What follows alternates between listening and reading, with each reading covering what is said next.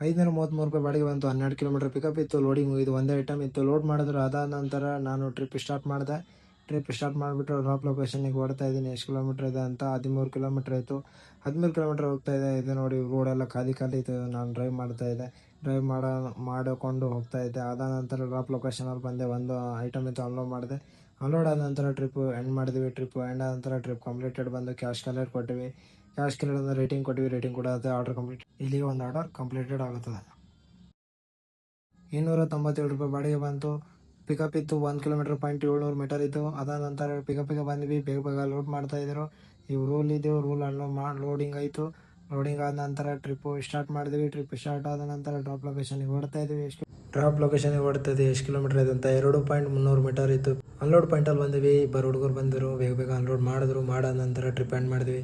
Trip completed ಅಂತ ಬಂತು. Cash collect ಅಂತ ಬಂತು. ಕಸ್ಟಮರಿಗೆ ರೇಟಿಂಗ್ ಕೂಡ ಕೊಟ್ಟಿವಿ. ರೇಟಿಂಗ್ ಕೂಡ ನಂತರ ಆರ್ಡರ್ ಕಂಪ್ಲೀಟೆಡ್ ಆಯಿತು.